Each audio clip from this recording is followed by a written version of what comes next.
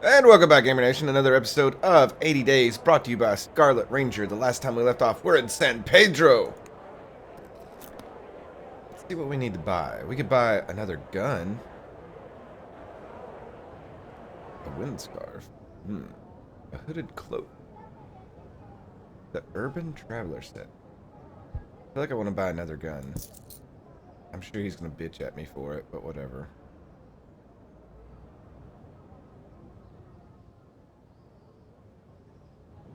Yeah, we need to go to Dallas. We gotta go to Dallas.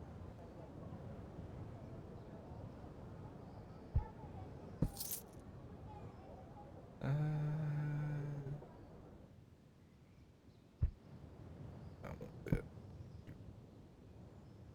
we picked up so much luggage along the way. I hope that we can go to Dallas. I'm gonna check the map. Oh yes, Dallas is definitely on the way. I suspect departure could be discussed. Englishman World Road yield result. No charge tomorrow. Boom. Alright, 9 a.m. tomorrow. So that means we can stay at the hotel. We were staying near the wharf, looking out over the rolling Pacific Ocean, in the new town area of San Pedro. I decided to walk into the old town, but found it largely a wasted trip. Though the streets were at a well-organized grid, the plots themselves were mostly empty, either half-built or half-taken down. Presumably, this place was dying in the wake of the ending of the gold rush, coming alive with the building of the railway, in a state of some transition. Let's say dying, because the gold rush is... Just as the captain of the Salvador has suggested, and it was a view of which the dour-faced residents seemed to share. Alonzo Horton will bring us right, one man told me firmly. It's all about the location, you see. We tried building the city here. Didn't work, so he's rebuilding it all over there. He pointed back in the direction of the water. He's already fixed up San Diego the same way. And what is better about over there, exactly? The man shrugged. It's hard to see, but when someone has the conviction that Horton has, they must be right. Foolish words, surely, I thought, but then I remembered the circumstances under which I was on this particular adventure around the world, and I felt necessarily silent. Yeah, because we all know that San Diego never worked out. I wondered a while longer, but found nothing more in this empty lower district. Sometimes there's great lightness in being a tourist, forever leaving behind the great problems of one location and another. Day 60, Monsieur Frog murmured that night in his sleep, and still some distance yet to travel. Yeah, we've got to move. We've got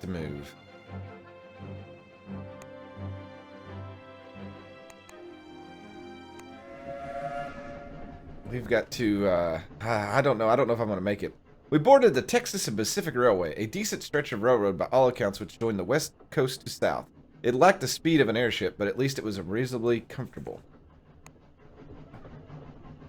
Let's converse with people. I don't think we're going to find anything. Greetings, Madame Black. What do you want? What do you know about Dallas? Keep talking. Okay. Is it possible to go from Dallas to Houston? Probably, but some buyers will pay well for oil paints from Houston. Can you travel from Dallas to Dakar? Maybe, but some buyers... She cares about paint. That's all she cares. The first stretch of the railroad ran through empty deserts of northern Mexico. I kept my eyes peeled for Bandit. I'd sure my master was comfortable as we traveled. Boom. There was nothing outside the window to distract us. Notice how they say the bandits are from Mexico, huh? The train pulled jauntily into Albuquerque Station. But I paid little attention. As such a small outpost in the middle of the wilderness, the train gathered speed once more, and we were off once more. Read the newspaper. San Francisco Chinatown riot. Uh-oh. Oh, Dallas. Oh, the railroad turned from east to south at Dallas, where we disembarked. We made it to Texas, y'all. Many of our possessions could earn us well here. Yes, they will. 520. What's leather bracelets for?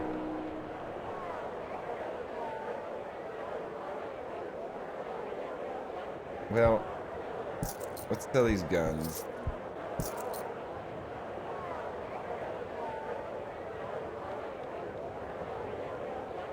Goes to New Orleans. It's Atlanta. Atlanta. Oh, wow. $2,000 for that. Put it organized here.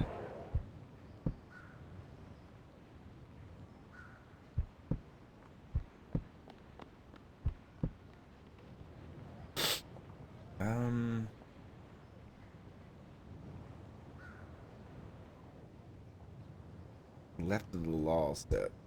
I'm gonna buy these leather braces.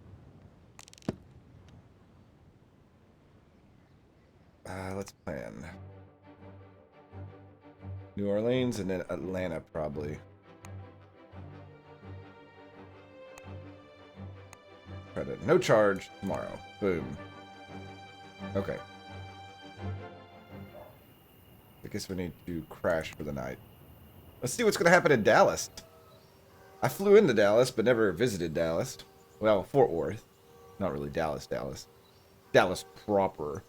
I saw a strange sight on the streets of Dallas. A group of white ghosts drifting around the corner of a building. One carrying a torch of oh my god. This is what they're gonna go with.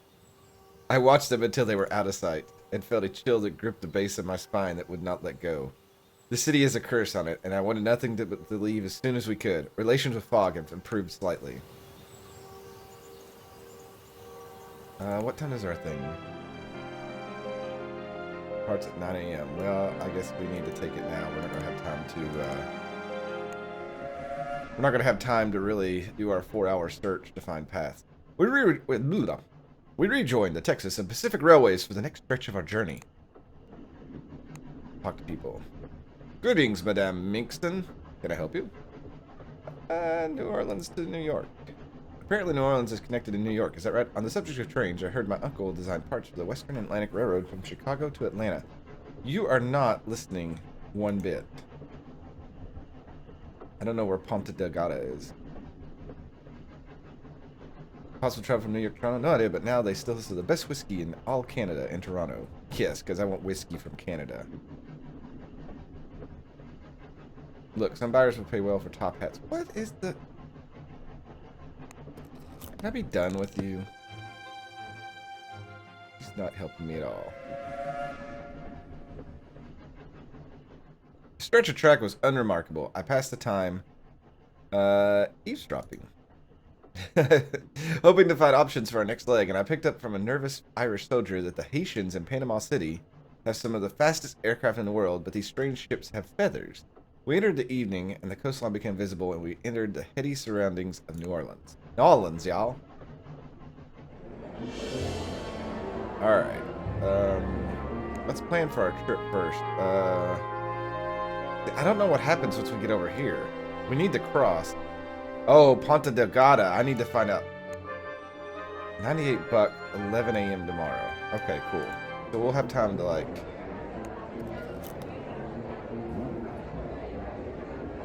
Valuable in Chicago, Houston, Atlanta. Well, I will buy another one.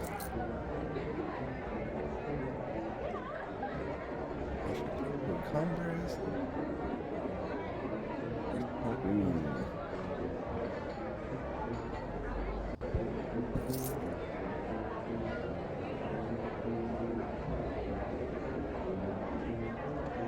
We'll hold off to Atlanta. Maybe we'll get more for that. That's Atlanta. That's... Oh, this is still here, right?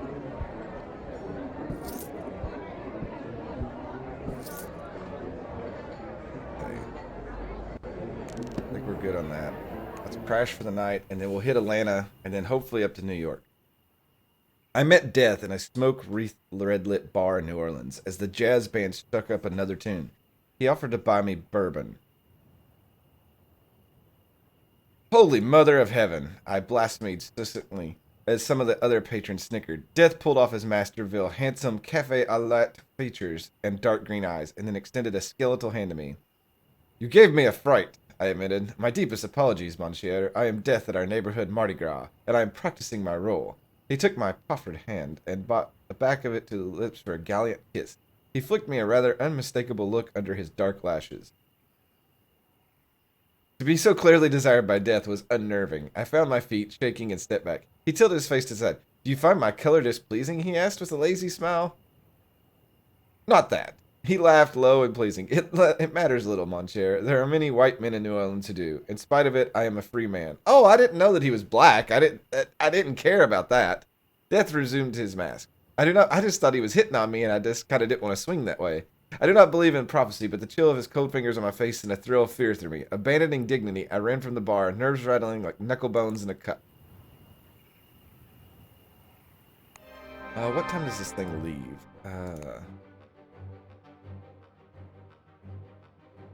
11 a.m. Okay, so yeah, we don't have time to walk around. The Piedmont Airline from New Orleans was not, in fact, an airline at all, but according to its advertising, the fastest railway in America. What could be better for getting us to the edge of the Atlantic, despite still being half the world away? We still had every chance.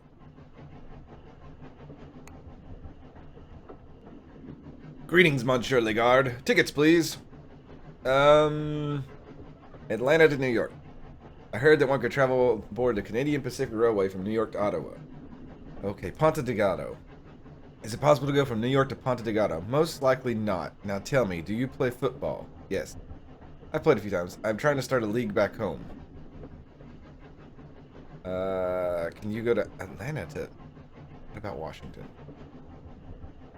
Washington to Ponte Delgado? Absolutely. One could travel aboard the Paul Revere from Washington to Ponte Delgado. Oh, that's what we needed to know. That is what we needed to know. Boom.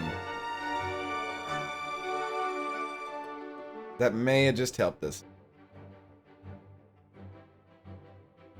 Oh, yeah. So we're not going to be going to New York. I can't believe there's not a route from New York there. And then we could probably go from there to hopefully Spain and then up. We're going to be... Oh, it just depends on how long it takes to cross the Atlantic.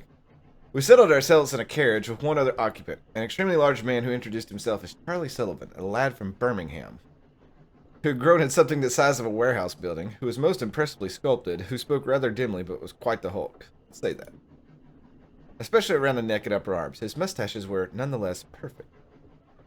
I asked where he was going, and he replied, New York. I was boxing. I'm going home. You fought in a competition? I interpreted. There was an exhibition, he said. I won. Third round knockout. I gulped. However, Monsieur Fogg's interest in men increased sharply throughout the conversation. You're a trained, he demanded keenly, or self-taught? I've got a manager, Sullivan replied. He tells me what to hit. Excellent, excellent, Monsieur Fogg enthused. I want to hear all about it. I sat back and enjoyed the conversation. The details of boxing are more intricate than one might expect, and hearing the business of cut and thrust, delivered in Sullivan's so very English tones, was quite informative. We disembarked a little later at Atlanta, and I sighed with relief, as though sharing a compartment with Monsieur Sullivan had resulted in less air to breathe for the last few hours. Okay, the market... Oh, we got here late at night. We need to plan, though. Okay, so we're definitely going to go to Washington.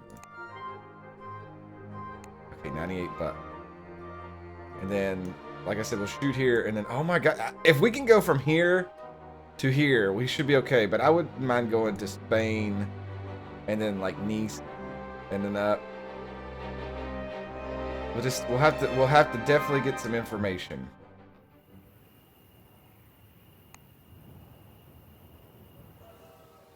Atlanta, the heart of Georgia, in a busy city with construction on every corner, which still exists to this day. They've never finished it. Of course, I guess it's going to talk about how it was burnt down. Americans, it seemed, do everything by hand. The Civil War has plainly left its mark. With bullet-holed bricks commonplace, it had been here that Major General William Tuscum Sherman, had begun his march through enemy territory to the port of Savannah, burning and wrecking whatever stood in his way. No doubt the rebuilding would take many years, but I still marveled at how the place was healing. Let's talk about the healing. Less than a decade later, and already people were focused on building rather than counting the cost. We may not be much to look at today, mister, declared Stanley Goodman, owner of Goodman's and Goodman's, a curious hardware store, bakery, and bookshop into which I stopped to buy something for lunch. But in a few years' time we'll be the state capital, and after that, who knows? And what do you attribute to Atlanta's great success? You wish to take over the federal government, perhaps? We're going around the world. I won't lie to you, mister. Being burned to the ground helps to put things in perspective. From here, we're building up and together. I was impressed at the ambition on display, since the town seemed to be more of a crossroads of the railways than a city in its own right. And what place did railroads have in humanity's future above the clouds?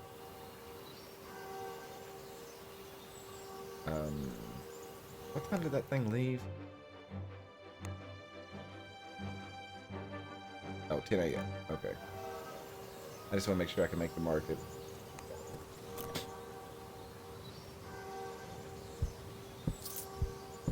So this, 2400 in New York. We're probably not going there.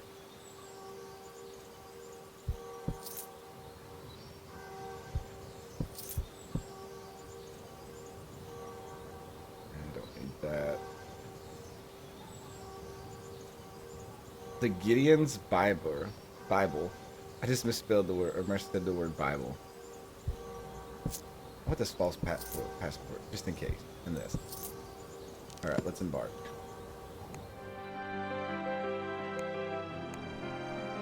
Oh, it's departing in like 25 minutes. We had to hurry. Another short hop aboard the Piedmont to Washington. The countryside rolled past like an England built on a massive scale. Where trees grew, they formed forests, and where the fields stretched, they seemed to carpet the whole world. America was clearly big. One could perhaps spend 80 days simply traveling its length and breadth and admiring the view. The relations with Fogg have strengthened slightly. Let's see. I'm at your service, Monsieur Fogg. Is there something the matter?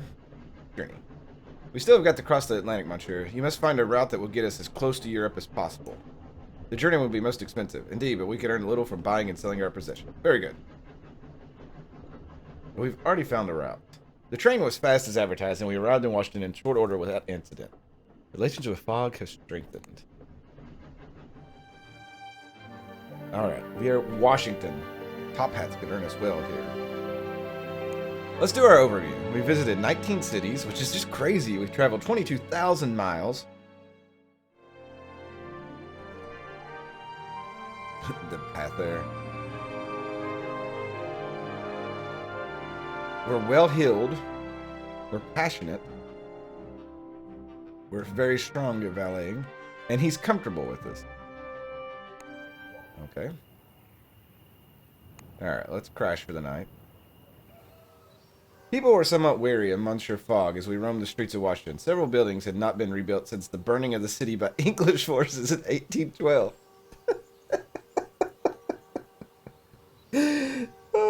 So not only are we holding a grudge of the Civil War, we're holding the 1812 grudge.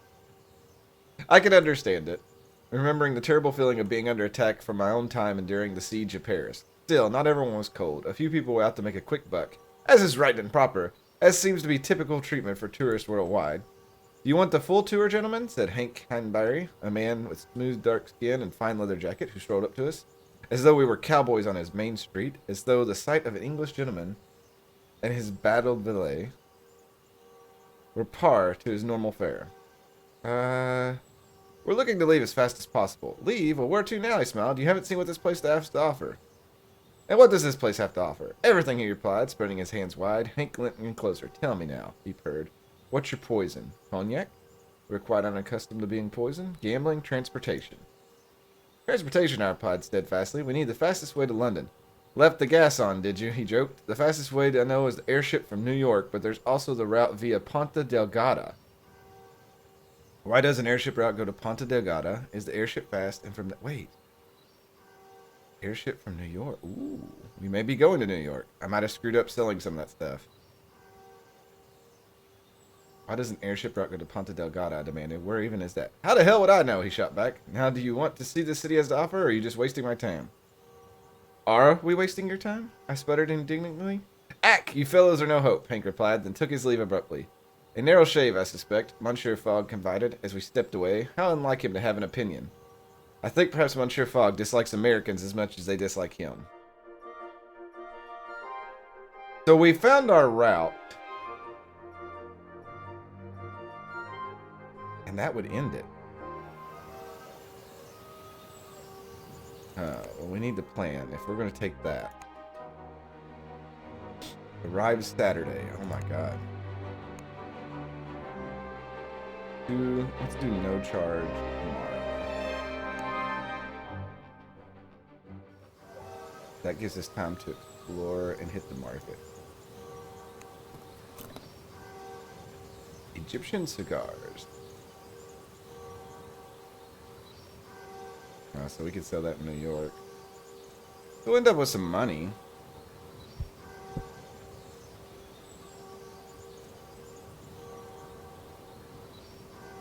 I don't think we need any of this stuff. Let's just explore and see what we can find. I walked the streets while discovering the possibilities for how we might make progress. Okay. That didn't do anything. We passed an anxious night with our 80-day deadline looming. Every sunset seemed to carry extra weight. We made ourselves comfortable for the night, and I made certain to repack and iron everything. I went to stretch my legs, but found nothing of particular interest. Wow, wow, wow, wow. Alright. Go to New York. God, it just depends on how long it's going to take to cross the Atlantic on the airship. The Earth is turning that way, so that should speed it up. We reboarded the train and settled ourselves in for the short ride back along the coast into New York City. New York City? Greetings, Monsieur Lagarde. Tickets, please. New York. I told they're building that thing out on the island there. I find my position takes me elsewhere. New York to London. I understand. It was told the fastest way to London is the airship from New York. Very good. This guy, I don't even care. The journey was brief. The Atlantic flashed in the sunside, beckoning us onwards. We were so close to home, but could we cross in 13 days? Oh man, something big's gonna happen here, isn't it?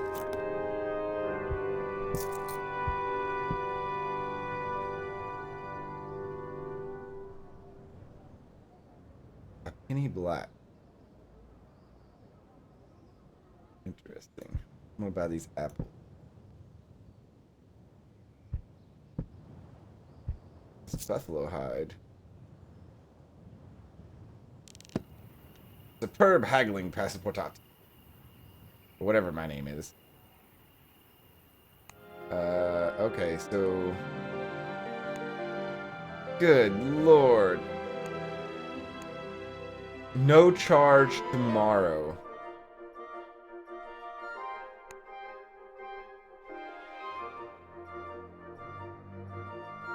Okay. Let's crash and then we should be good. I was pickpocketed in New York. I seized the thief's hand. Still in my pocket. You tangled with the wrong Frenchman, I exclaimed in triumph. The little thief looked up at me with thick lashed eyes. I realized belatedly that the thief was a young girl, barely 10. I released my grip slightly and she took the opportunity to curse in a thick Irish accent and bit me. I held on. Despite the inconvenience, and finally she grinned at me, teeth stained with my precious life's blood. How dare you? Are you done, little vampire? For now, the girl muttered. What's it to you? I looked down at my bloody arm. Truly, it was a salutary lesson not to let my guard down in strange climates. Don't steal again, I commanded sternly. As she returned my possession, she agreed she would not. Not ever again. Across her heart, through her expression was shifty. I relaxed my grip, and she slithered away and lost herself in the crowd. I made my way back to our hotel before anything more untoward could befall my delicate person. Relations with Fogg have strengthened slightly. What time does this depart?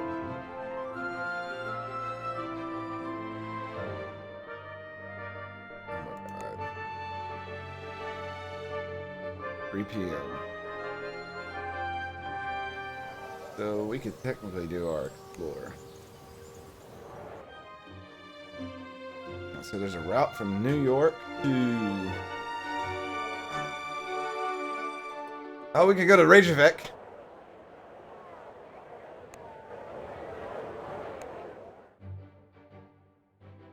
Oh, we got 12 days, though, and it arrives Monday. So that's the...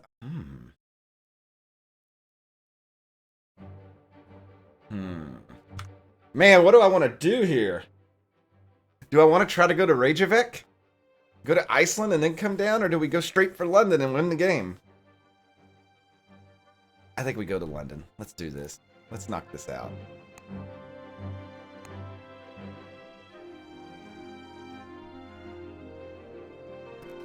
What? Oh no!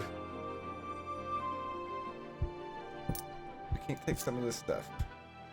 That saddens me.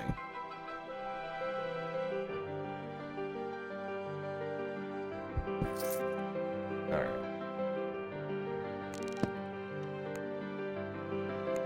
Here we go. Airship from New York to London.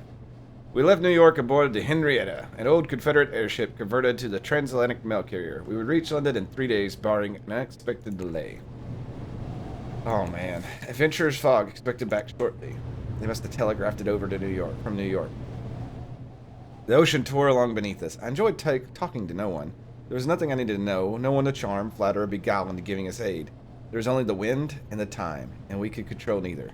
Passepartout, my master demanded. Make us go faster if you would. I approached the captain. Faster, you say? It can be done, but it would destroy the engines. Then we will buy the ship. We want no risk, no danger. Then I promise you we will be in London in 2 more days. I must attend the fog. You're most diverting, my good man. Monsieur Fogg looked at the observation deck windows with perfect calm, and there was no reason to be concerned. We were safely within our 80-day window. I could not wait to stride into the Reform Club and claim our prize. I spent the remaining time embarking the writing of this account, though I had found already the details of our early adventures had grown vague and indistinct. Oh, that's sad. We tethered the airship dock in Hyde Park and felt, for the first time in 70 days, the feel of English soil under our shoes. At long last, we had returned to London, and in time to win the wager. Boom! Return. I seized my master by the collar and threw him into one of the steam carriages idling on the banks of the Serpentine in Hyde Park.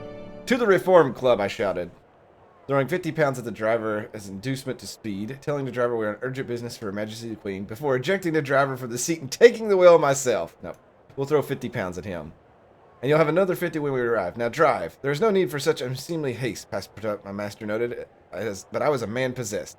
The streets of London seemed comforting and familiar. As they flashed past my well-traveled eyes, the carriages were mostly horse-drawn, and gas lamps rather than electricity lit our way as we raced down Pall Mall.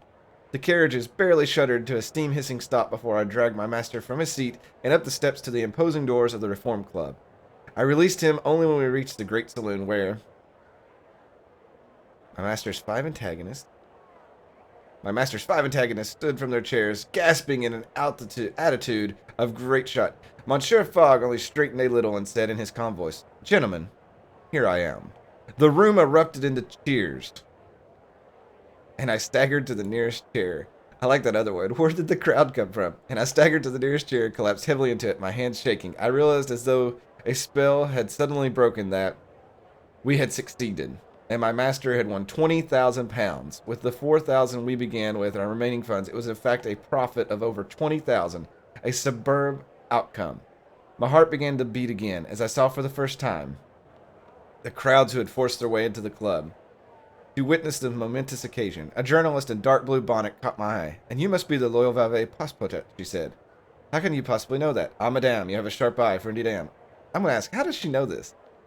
I suspect. All of London has been feverishly following Phileas Fogg's progress in the papers. She swept her gaze over me and scribbled furiously in her notebook. "Your master will be tomorrow's headline, or I'll eat my hat."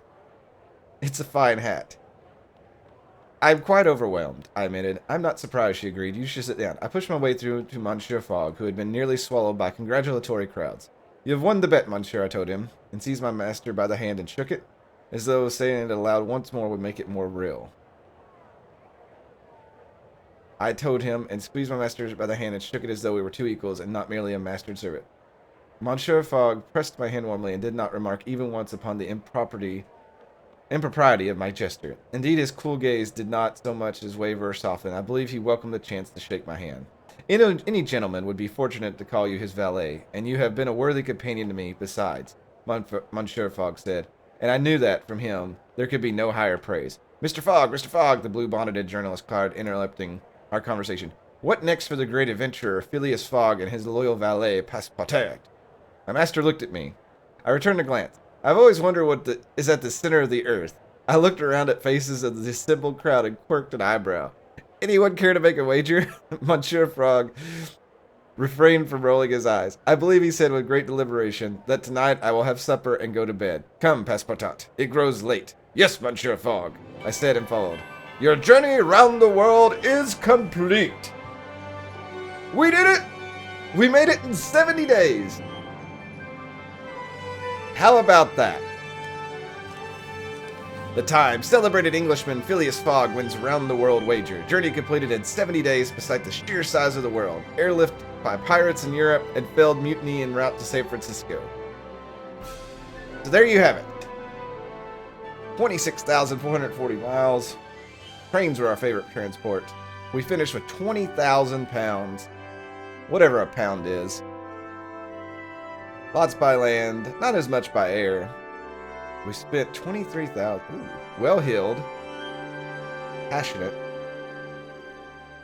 We're a strong valet. And he is comfortable with us. So how about that? I hope you all enjoyed this 80 days. I don't know what it's going to do after this, but this was part of the 2017 Summer Game Blitz. This was brought to you by Scarlet Knight, who donated this game and the time for it. And it is highly appreciated. I think this may be something we throw into the streams from now on, because there's just different paths you can take and just to see what happens. We should have probably went to Iceland, but I didn't want to risk it. Let's hit continue. Oh! And you just start all over again! So how about that? So there you have it, everybody. That was 80 days. I enjoyed it. I give this game like a 9 out of 10. It's solidly fun. I don't know about the replay value, but there's so many cities we've not hit yet that there has to be a high level of replay value. But for its simplicity and what the story holds, I know a lot of people probably don't like the story function, but I do, and I enjoyed that tremendously. Yeah, this game, it ranks high with me. But as always, I hope you enjoyed this. Leave the comments in the section. Thank Scarlet Knight for this. And as always, have a great night. God bless you all. I will see you all for our next journey. Good night, everybody.